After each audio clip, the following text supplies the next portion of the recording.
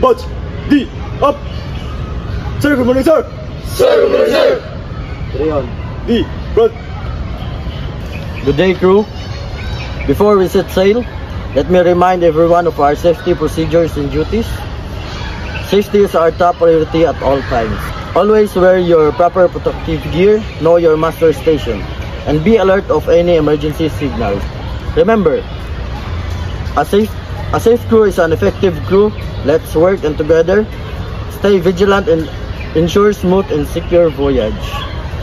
Every member of this ship has a responsibility, and when one fails, we all face consequences. Together, let us uphold professionalism and look out for one another. With cooperation and vigilance, we will reach our destination safely and successfully. And that's all. Dismiss. Up. Sir, goodbye and thank you, sir. Sir, goodbye, thank you, sir. D front. Aristotle's communication model. From the 4th century BC, sa speaker-centric, one-way model is focusing on the public speaking and persuasion.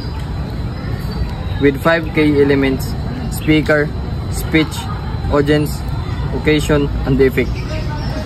It emphasizes the importance of the speaker, tailoring a well-crafted speech to the audience and context to achieve a desired outcome, using rhetorical appeals like ethos, pathos, and logos, but lacks consideration for feedback or communication barriers. Captain is giving instructions to his crew before sailing. He clearly explains the safety procedures and duties. As a result, the crew understands and prepares properly. This happens during a voyage preparation meeting.